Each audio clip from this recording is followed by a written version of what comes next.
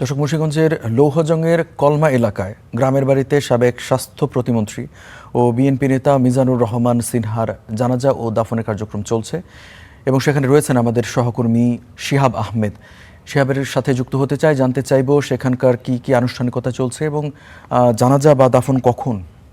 রঞ্জু, মুন্সিগঞ্জের লৌহজং উপজেলার যে বহুরী এলাকা রয়েছে সেখানে মিজানুর রহমান সিনহার পৈতৃক বাড়ি, যিনি মুন্সিগঞ্জ জেলা বিএনপির বর্তমান কমিটির আহ্বায়ক ছিলেন এবং গত 4 মাস ধরে তিনি সিঙ্গাপুরের মাউন্ট এলিজাবেথ হাসপাতালে চিকিৎসাধীন ছিলেন। কিডনিজনিত রোগে তিনি বেশ কয়েকদিন ধরেই ভুগছিলেন এবং এই মুন্সিগঞ্জের যে 2 নং আসনটি টঙ্গিবাড়ি এবং লৌহজং আসন, সেখানে প্রথম দফায় বিএনপি তাকে মনোনয়ন দিয়েছিল এবং অসুস্থতাজনিত কারণে সেই মনোনয়নটি পরবর্তীতে পরিবর্তন করা হয় এবং গত 16 মে মিজানুর রহমান সিনহার মৃত্যুর খবর আসে। এর পরের দিনই সিঙ্গাপুর থেকে তার মরদেহ নিয়ে আসা হয় এবং আজকে পঞ্চম এবং শেষ দফার জানাজা অনুষ্ঠিত হচ্ছে মুন্সিগঞ্জের যে লৌহজং উপজেলার কলমা এলাকা রয়েছে সেখানে। কলমা লক্ষ্মীকান্ত উচ্চ বিদ্যালয়, যেটি তাদের পরিবারের পক্ষ থেকেই প্রতিষ্ঠিত করা হয়েছিল, সেই লক্ষ্মীকান্ত উচ্চ বিদ্যালয় মাঠে আপনারা দেখতে পাচ্ছেন যে কয়েক হাজার মানুষ আসলে এখানে উপস্থিত হয়েছেন। শেষবারের মতো এই মিজানুর রহমান সিনহা, যিনি এই আসনটি থেকে 2 বারের সংসদ সদস্য ছিলেন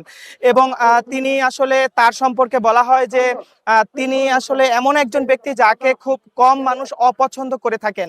বিভিন্ন রাজনৈতিক দলের নেতাকর্মী থেকে শুরু করে স্থানীয় যে 2 জন সংসদ সদস্য রয়েছেন মুন্সিগঞ্জ 2 আসনের আব্দুল সালাম আজাদ এবং 3 আসনের কামরুজ্জামান রতন সহ জেলা বিএনপির সাবেক সদস্য সচিব মোহাম্মদ মহিউদ্দিন এবং অন্যান্য নেতাকর্মীরাও এই জানাজাতে অংশ নিয়েছেন। আমরা দেখছিলাম মোটরসাইকেল, ভ্যান, অটোরিকশা এবং অন্যান্য যানবাহনে করে মুন্সিগঞ্জের বিভিন্ন প্রান্ত থেকে, এবং তিনি যে গ্রুপটির প্রতিষ্ঠাতা ছিলেন একমি, সেই গ্রুপের শ্রমিক কর্মচারী, তারাও কিন্তু আজকে শেষ জানাজায় অংশ নিয়েছেন এবং এই জানাজা শেষে তাকে পারিবারিক যে কবরস্থান রয়েছে এখানে হামিদুর রহমান সিনহা, যিনি মিজানুর রহমান সিনহার পিতা, তার কবরের পাশেই আসলে মিজানুর রহমান সিনহাকে দাফন করা হবে বলে পরিবারের পক্ষ থেকে আমাদের জানানো হয়েছে।